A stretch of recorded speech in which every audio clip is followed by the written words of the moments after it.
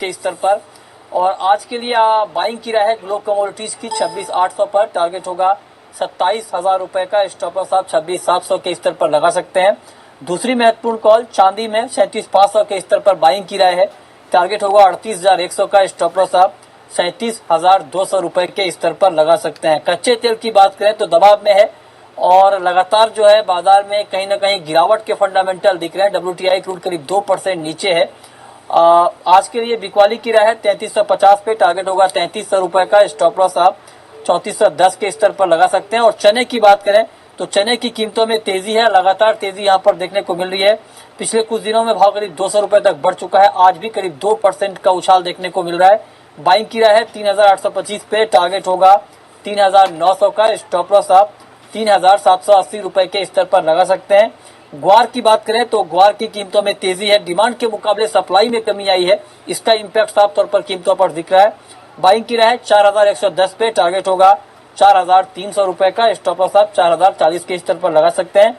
और अगर जीरे की बात करें तो तेजी पर बिकवाली आई है, प्रॉफिट बुकिंग है, 80 रुपए नीचे है वायदा बाजार में भाव और 200 रुपए की नरमी है हाजिर बाजार में। किसानों ने जीरे की बिकवाली बढ़ाई है, हालांकि जो गिरावट है इस पर बाइंग की राय दी गई है ग्लोब की तरफ से 15,600 पर, टारगेट होगा 15,900 रुपए का।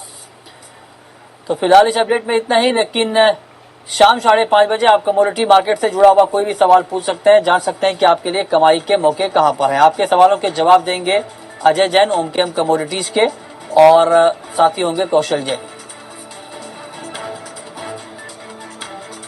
थोड़ा सा ब्रेक के बाद जानिए शेयर बाजार में कहां पर है कमाई के मौके।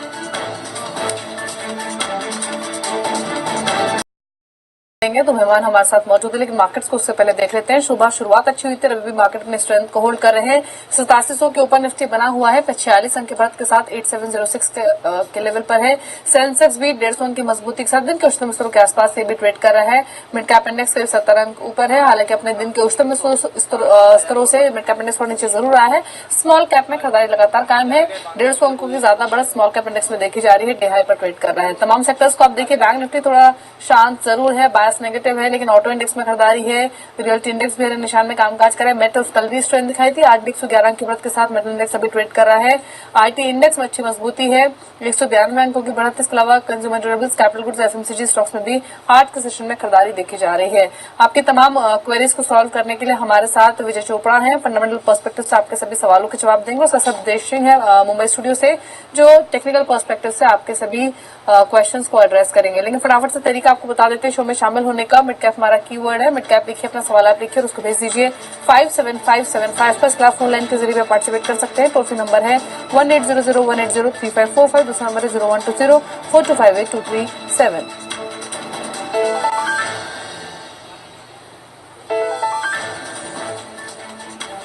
तो आइए चलते हैं रोहित जोशी के पास, जो हमारे साथ मौजूद है दिल्ली न्यूज रूम से। उनसे जान लेते हैं कि मिड कैप शेयर्स में कहां का एक्शन है। Rohit, good afternoon Manoj. यहाँ पर शुरुआत करेंगे मिड कैप गेनर्स से और यहाँ पर पहला काउंटर होगा ग्लेनमार्क फार्मा का, जहाँ की सीसीए ने एफआई निवेश के प्रस्ताव को यहाँ मंजूरी दी है और करीब 35% से बढ़ाकर 49% करने की मंजूरी दी है। और उसी के चलते यहाँ पर आज सुबह से तेजी बनी हुई है ग्लेनमार्क फार्मा के काउंटर पे। अगला शेयर होगा क्वालिटी लिमिटेड का, जहाँ पर कल भी शेयर में तेजी देखने को मिली थी, आज वो कंटिन्यूड बाइंग देखने को मिल रही है जब से कंपनी ने अपने इन्वेस्टर प्रेजेंटेशन बीएससी पर शामिल किया है। एक्सपेंशन प्लान्स के बारे में जिक्र हुआ था उसमें, और उसी के बाद से यहाँ पर तेजी लगातार इस काउंटर पे बनी हुई है। किटेक्स गारमेंट, जहां कंपनी ने अच्छे नतीजे पेश किए थे, मुनाफा करीब दुगना होते हुए नजर आया था, 42 करोड़ देखने को मिला था, और उसी की वजह से शेयर में लगातार एक तेजी का रुख बना हुआ है पिछले 2-3 दिन से, और आज भी ये तेजी देखने को मिल रही है। वीडियोकॉन इंडस्ट्रीज, जहां पर वीडियोकॉन D2H की लिस्टिंग हुई नैस्डैक पे, और उसी का एक रब ऑफ इफेक्ट देखने को मिल रहा है वीडियोकॉन इंडस्ट्रीज का, और उसी की वजह से एक तेजी देखने को मिल रही है। KRBL होगा आखिरी काउंटर गेनर्स की सूची में, और वजह यहाँ पर यह है कि ईरान से जो एक्सपोर्ट बैन लगा था वो यहाँ पर माना जा रहा है कि जल्दी हट सकता है, और जल्दी कंपनी यहाँ पर अपना बासमती चावल ईरान को एक्सपोर्ट कर सकती हैं, और उसी की वजह से एक तेजी का रुख सारे ही राइस स्टॉक पे आज भी बना हुआ है। अगर लूजर्स की बात करें तो यहाँ पर पहला शेयर होगा GM टूरिस्ट का, जहाँ पर कंपनी ने अपने नतीजे कल शाम पेश किए थे, और मुनाफा करीब अगर देखें 6 करोड़ से घटकर 5.72 करोड़ हुआ है, और उसी की वजह से वाई बेसिस पे यहाँ पर गिरावट देखने को मिली है, और उसी का नेगेटिव रिफ्लेक्शन काउंटर पर देखने को मिल रहा है। NFL आज सारे ही फर्टिलाइजर काउंटर पर मुनाफा वसूली देखने को मिल रही है। यहाँ सारे ही फर्टिलाइजर काउंटर देखें तेजी के रूप में बना हुआ था, और आज यहाँ पर प्रॉफिट बुकिंग देखने को मिल रही है। TVS मोटर जैसे कि अप्रैल मार्च के जो सेल्स फिगर आए थे वो अनुमान से कम रहे थे और उसी की वजह से एक दबाव बना हुआ है काउंटर पे। सिलान एक्सप्लोरेशन ऑफशोर कंपनियां के शेयर कल काफी तेज से आज यहाँ पर मुनाफा वसूली देखने को मिल रही है और बजाज कॉर्प जहाँ कल नतीजे आने हैं और नतीजे से पहले आज शेयर पे एक दबाव देखने को मिल रहा है। जी बहुत बहुत धन्यवाद रोहित ने बहुत सारे स्टॉक्स का मेंशन किया। फर्स्ट ऑफ ऑल आइए एक नजर डाल लेते हैं कि ऑल दो स्टॉक्स ये मेंशन जो कि गेनिंग साइड में थे। उन्होंने मेंशन किया ग्लेनमार्क फार्मा क्वालिटी शेयर्स उन्होंने मेंशन किया, British garments, Videocon industries, KRBL rice का जो ईरान की तरफ जो चल रहा है। All the stocks are 3 to 18% odd की एक तेजी में चल रहे हैं। उन्होंने मेंशन किया था ऑल दो stocks in the losing side. आइए एक नजर डाल लेते हैं उनके शेयर परफॉर्मेंस पर। उन्होंने जीएम ब्रिवरीज मेंशन किया, एमएफएल मेंशन किया, सीलन एक्सपोर्ट्स, टीवीएस और ये सारे शेयर्स जो हैं आज की इसमें ट्रेड में लोअर साइड में चल रहे हैं। आइए चलते हैं हमारे गेस्ट के बाद मिस्टर ब्रजेश सिंह हमारे साथ टेक्निकल एक्सपर्ट हैं, उनसे जान लेते हैं कि उनकी क्या राय है ये सारे स्टॉक्स जो मेंशन किए गए हैं अभी। ब्रजेश। देखिए मनोज जी, अगर हम ओवरऑल पहले निफ्टी को अगर हम देखें तो लगभग निफ्टी का 91-19 का जो हाई था वहां से जो करेक्शन लगभग 82-69 का है। लगभग निफ्टी का 50% रिट्रेसमेंट जो वैल्यू आती है वो 86-85 के आसपास आती है। तो आज का ये जो सेशन है वो बड़ा क्रूशल है। अगर हम इसके ऊपर बंद देते हैं तो प्रोबेबिलिटी यहाँ से और एक 100 से 125 पॉइंट की एक रैली हम देख सकते हैं। हालांकि क्योंकि हम इतने जो रैली है लोअर लेवल से हम इतने हाईली अप ट्रेंड में चल रहे हैं, तो मेरा ऐसा मानना है कि शायद थोड़ी सी एक प्रॉफिट बुकिंग आ सकती है अपर लेवल में लगभग 87.20 और 87.50 के आसपास में। तो मेरी पहली सलाह रहेगी ट्रेडर्स के लिए कि एक स्ट्रिक्ट स्टॉप लॉस बना के चलें। रिगार्डिंग अगर हम जो स्टॉक्स की अगर हम बात करें जैसे ग्लेनमार्क फार्मा है या अदर्स काउंटर्स की जिनमें बात हुई है, तो मेरा यही मानना रहेगा कि क्योंकि जैसे मैंने बताया कि प्रॉफिट बुकिंग की संभावना होती है अपर लेवल पे, तो उस लिहाज से अगर हम डिफेंसिव शेयर्स को लें तो डिफेंसिव में pharma and FMCG are the two sector where we would be playing it. उसमें थोड़ा आईटी काउंटर्स भी ले सकते हैं जिसमें एक टेक महिंद्रा है उसको हम इंक्लूड कर सकते हैं, एचसीएल टेक को इंक्लूड कर सकते हैं। फार्मा अगर हम लें तो ग्लेनमार्क फार्मा, लुपिन को हम इंक्लूड कर सकते हैं। तो ये कुछ चुनिंदा काउंटर रहेंगे जिसमें हम तेजी देखेंगे बरकरार रहेगी। बट ट्रेडर्स के लिए यही सलाह है, स्ट्रिक्ट स्टॉप लॉस के साथ में नहीं कीजिए। जी चलिए अब सवाल जवाब के सिलसिले को शुरू करते हैं। पहले कॉलर हमारे साथ मारुति मौजूद है मुंबई से। नमस्कार। नाम तो आपका काफी इंटरेस्टिंग है लेकिन शेयर्स किस कंपनी के लिए आपने?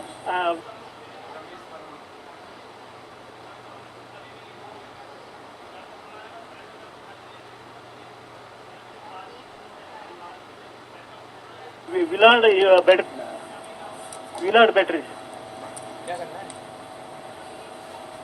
ठीक है, मैं आपके स्टॉक पर कमेंट्स ले लेती हूँ। आप मुझे परचेजिंग प्राइस बता दीजिए, अभी आपने किस प्राइस पर लिए हैं? पब्लिक इशू में लिया था मैडम। क्या प्राइस बताया आपने?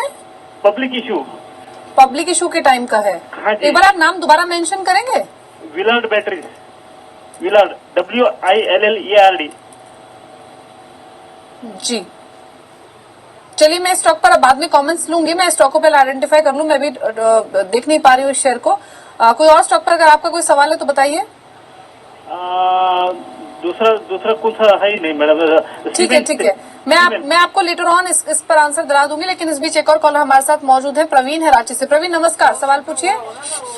जी मैं ये पूछना चाहता हूँ कि लेवेबल इंग्री मैंने खरीदा 328 पे 95 से। परचेजिंग प्राइस 322 का है आपका जी। और कितना समय देंगे? अभी तो प्रॉफिट में ही है आप। जी अभी तो मैं 1 ईयर दे सकता हूँ। जी ठीक है, कमेंट दिलवा देते हैं। एक और शेयर है मेरे पास। ठीक है, लवेबल पर मैं आपको कमेंट्स दिला देती हूँ।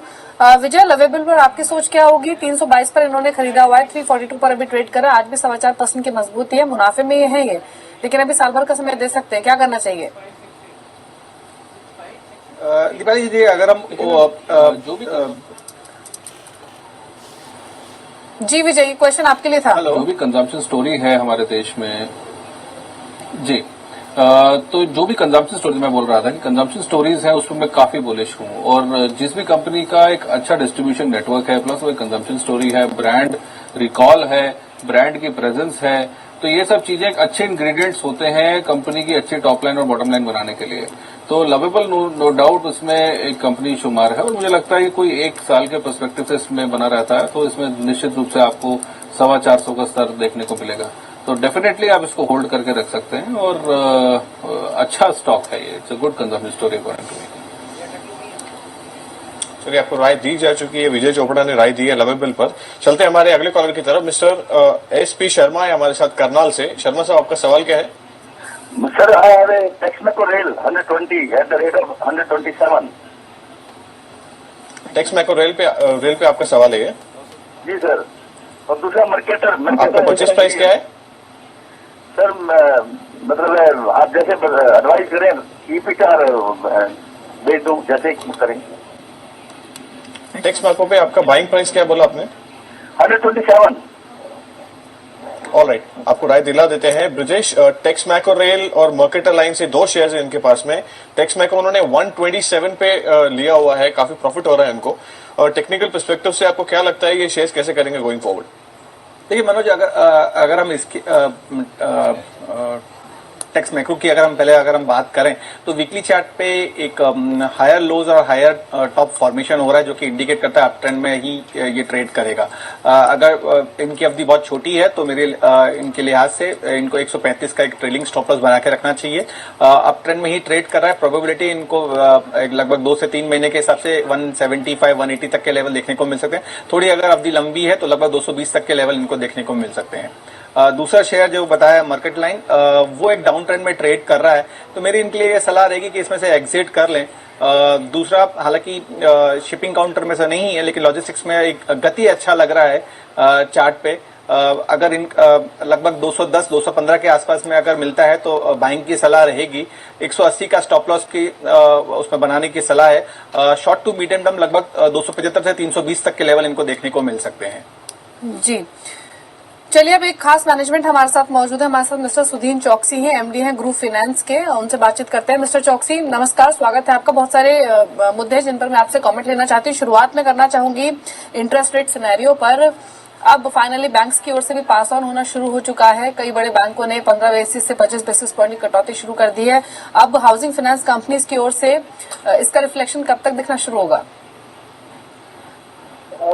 अभी आई थिंक अभी बिगिनिंग हुआ है। बैंक बोरोइंग अभी हमारी कॉस्ट कम होनी शुरू हो जाएगी, because prime landing rate base rate reduction शुरू हुआ है। तो मेरे को लगता है कि आई थिंक 1-2 महीने में हम लोग की बोरोइंग कॉस्ट हमारी कम हो जाएगी, तो पास ऑन हो जाएगा रिडक्शन। जी, साथ ही मिस्टर चौकसी, अभी मैं एक और इशू पर आपके कमेंट्स देना चाहती हूँ। वो ये है कि रियल एस्टेट रेगुलेटर बिल को कैबिनेट का कल अप्रूवल मिला है। बड़ी डेवलपमेंट है ये हाउसिंग सेक्टर के लिए, रियल्टी स्पेस के लिए, क्योंकि अब कहीं ना कहीं इस बिल के आने के बाद सर्विलेंस बढ़ेगा, प्रोजेक्ट्स का टाइमली एग्जीक्यूशन होगा। तो ऐसे में फाइनेंसिंग करना आसान होगा हाउसिंग फाइनेंस कंपनीज के लिए, और साथ ही साथ बेड डेट की जो स्थिति है वो भी काफी हद तक लिमिटेड होगी। तो आप इसे कितना बड़ा स्टेप मानते हैं? ये बहुत बड़ा स्टेप है, बिकॉज रियलिटी इतना बड़ा सेक्टर है और यही एक सेक्टर में रेगुलेशन कुछ था नहीं। और ये जो बिल पास होने वाला है, कैबिनेट ने क्लियर किया है, पार्लियामेंट अभी पास करेंगी। आई थिंक उससे बहुत ही फर्क पड़ेगा। कॉन्फिडेंस लेवल कंज्यूमर का भी बहुत बढ़ जाएगा, और फाइनेंसिंग इंस्टीट्यूशन और बैंक ऑल्सो भी बहुत ही कंफर्ट फीलिंग करेंगे, because there are so many panel provisions, so developers will fall in line, and there will be much more discipline and comfort to every stakeholder. Mister चौकसी, एक सवाल होगा real economy के ऊपर। आप कैसा देखते हैं कि गोइंग फॉरवर्ड ये इकोनॉमी कैसा रहेगी रियल एस्टेट पर से, और एक आपकी कंपनी का परफॉर्मेंस लिंक टू इट? देखो, रियल एस्टेट सेक्टर एज बहुत डिफिकल्ट पीरियड से जा रहा है, और लास्ट 1.5-2 साल से तो बहुत ही तकलीफ में था। डिमांड बहुत वीक हो गया था, इन्वेंट्री भी बहुत बढ़ गई है। तो मेरे हिसाब से रियलिटी सेक्टर को ये तकलीफ में से बाहर आने के लिए कम से कम 9-12 महीना तो लग जाएगा ऑन ऑप्टिमिस्टिक साइड के ऊपर। तो थोड़ा डिफिकल्ट तो है। अभी इंटरेस्ट रेट रिडक्शन होगा, उसका भी बेनिफिट होगा, और इन्वेंट्री धीरे धीरे कम हो जाने पर आई थिंक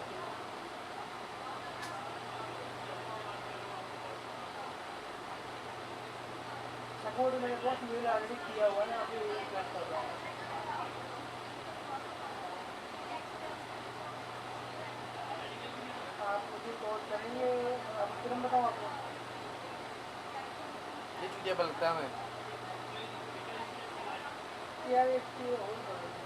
की स्पीड है साली हमारी यहाँ की।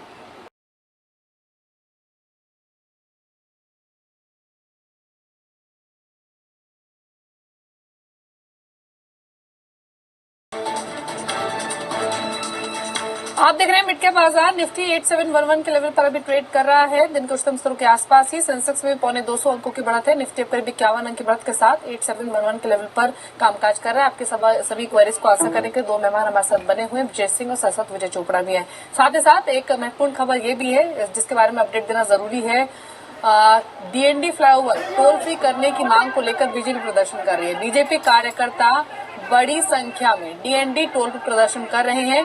बीजेपी का कहना है कि फ्लाईओवर की लागत 408 करोड़ रुपए थी, जबकि 700 करोड़ रुपए वसूले जा चुके हैं। तो इसी की वजह से प्रदर्शन हो रहा है। आप विजुअल्स के जरिए देख भी सकते हैं डीएनडी के विजुअल्स, जहां पर भारी मात्रा में बीजेपी के कार्यकर्ता जमा हैं और जो विरोध कर रहे हैं। तो चाहते हमेशा के लिए हो जाए, लेकिन अभी तो मुझे लगता है कि पॉसिबल नहीं है। ये एक हमारा आज प्रदर्शन इसलिए है कि इनको जगाना है। इनको आज जगाएंगे और अगर नहीं आज मानेंगे, ये टोल को वापस नहीं लेते हैं, तो ये चलेगा लंबा। और इसके अलावा ये फिल्म जिन्होंने एग्रीमेंट किया है वो बहुत ही गलत भ्रष्टाचारी एग्रीमेंट है। इसके अलावा एक बार नोएडा टोल के शेयर को भी देख लेते हैं, क्योंकि अगर डीएनडी फ्लाईओवर टोल फ्री होता है तो अच्छी डेवलपमेंट नहीं होगी नोएडा टोल ब्रिज के शेयर के लिए। अभी करीब 33 रुपए के स्तर पर कामकाज कर रहा है। दिन के निचले स्तर पर 1% की वीकनेस अभी देखी जा रही है। विजय, मैं आप कमेंट्स लेना चाहूंगी। अभी जो खबर मैंने बताई कि डीएनडी फ्लाईओवर टोल फ्री करने को लेकर बीजेपी कार्यकर्ता जमा है और वो बोल रहे हैं कि जो लागत लगी थी 408 करोड़ की, वो ऑलरेडी वसूली जा चुकी है। ऑलमोस्ट 700 करोड़ वसूले जा चुके हैं। अगर नोएडा टोल फ्री होता है तो जाहिर अच्छी डेवलपमेंट नहीं होगी नोएडा टोल ब्रिज के लिए। आपके कमेंट्स क्या होंगे शेयर पर, इस खबर पर? देखिए, बिल्कुल आपकी बात ठीक है कि अगर ऐसा कुछ हो जाता है तो नोएडा टोल का तो इकलौता जो रेवेन्यू सोर्स, इकलौता मेजर रेवेन्यू सोर्स जो है वो टोल है। अदरवाइज एडवर्टाइजमेंट्स है जो नोएडा टोल के आसपास है। बट मैं एक बात और कहना चाहूंगा कि केवल लागत नहीं होती पुल के बनाने में, उसकी मेंटेनेंस भी होती है, जो कि काफी खर्चा मांगती है। तो अब इस पर देखना होगा किस तरह से ऊंट किस करवट बैठता है। और no doubt it would spread a death nail for Noida toll अगर ऐसा हो जाता है तो। क्योंकि हमने पिछले दिनों में कुछ देखा कि एनसीआर में ही गुड़गांव का जो एक टोल था जो काफी प्रॉब्लमेटिक था, वहां पे ट्रैफिक सिग्नल्स रहते थे उसकी वजह से, तो उसको भी हटाया गया। तो मेरे को लगता है उसके चलते हुए ही ये इस बात ने तूल पकड़ी है। और कहीं ना कहीं अगर ये हो जाता है तो नो डाउट कंपनी के लिए काफी खतरनाक होगा। चलते हैं हमारे अगले कॉलर की तरफ। मिस्टर एस के चोपड़ा है हमारे साथ अंबाला से। चोपड़ा साहब, आपका सवाल क्या है? हाँ जी सर, मेरे पास 200 शेयर ओबराय रियलिटी के हैं। ओके। और 256 रुपए पर लिए हुए हैं। क्या जानना चाहेंगे आप और कितना समय देंगे आपकी इन्वेस्टमेंट को? समय तो मैं दे सकता हूँ, पर मैं ये राय लेना चाहता हूँ कि क्योंकि आपके चैनल पे बताया जाता है कि रियलिटी को भी रिकवर होने में टाइम लगेगा, तो क्या मैं इन शेयर्स को उधर कन्वर्ट कर दूं, टेक महिंद्रा में या एलएनटी में? जी, आपको स्विच की सलाह हम दिला देते हैं हमारी एक्सपर्ट की। विजय, इनका ओबेरॉय रियल्टी पर सवाल है। 256 पे उन्होंने 200 शेयर्स लिए हुए हैं, लगभग 300 पे चल रहा है, काफी मुनाफा हो रहा है उनको। और उनको क्या सलाह देंगे आप कि स्टे इन्वेस्टेड और वेट फॉर द अपॉर्चुनिटी? इनको स्विच करना है टेक शेयर्स में, क्या आपकी क्या सलाह है इसके ऊपर? देखिए, स्विच करना चाहते हैं, टेक्नोलॉजी कोई बहुत बुरा सेक्टर नहीं है, मगर मैं पर्टिकुलरली ओवरऑल रियलिटी के बारे में बात करता हूं।